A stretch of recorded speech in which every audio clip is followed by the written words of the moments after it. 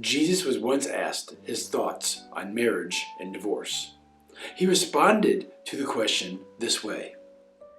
He said, "Haven't you heard that at the beginning the Creator made them male and female, and said, for this reason, a man will leave his father and mother and be united to his wife, and the two will become one flesh.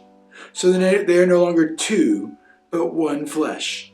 Therefore, what God has joined together, let no man separate." What God has joined together, let no one separate. So I think one of the most important parts of any good marriage is the partnership between the two people.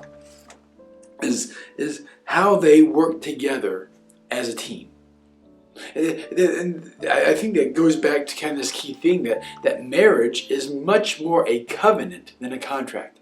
It's not two people looking to get out what is in their best interest. It's covenantal. It's the two parties looking to give their best to the other party. See, marriage is much more about it's far from being splitting things 50-50, splitting things right down the middle, but it's about both sides being all in all the time.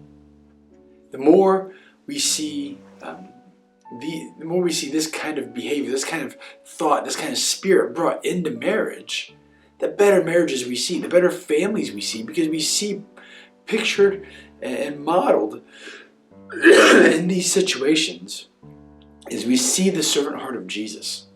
We see how they give of themselves to one another. How as one is down, the other one lifts the other one up. And how they don't just meet in the middle, they both continually go above and beyond to mutually submit to one another.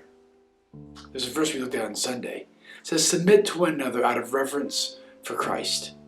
And oftentimes that phrase, that thought of submitting to one another gets talked down, gets belittled, gets pushed to the side because none of us wants to feel like we are less than.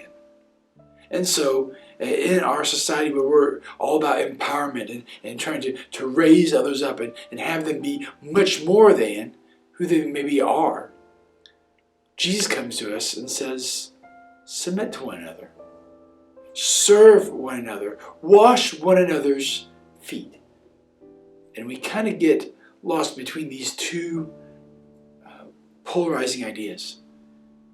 And what we find that in the way of Jesus, the way that we empower one another the most is by serving one another the most. It's not about lifting ourselves up, but it's about submitting ourselves, about taking the role of the servant. And as we serve those around us, God exalts us. He's the one who does the lifting as we help lift others to see Jesus. So when we think about this in context of our marriages, in the context of our friendships, the context of the relationships we have around us, in which of these relationships are we seeking to give the most? Are we seeking to serve the other best? And I think we'll find that in those situations that we will find ourselves most fulfilled, because we will find ourselves walking much more in the way of Jesus. And when we bring that into our marriages, not only will it benefit our spouse, but it will benefit whatever children that we have in the home. And it will also benefit the other families that are already around us as they see us model the gospel by serving those around us, by helping to lift them up, by helping to model the way of Jesus into the lives of those around us. The more we have the head, heart, and hands of Jesus, the more His life will be reflected through us. And as it's reflected through us, He'll be exalted in us, and others will be drawn to know Him. Much more than that, we'll see our families blessed as we walk in His way.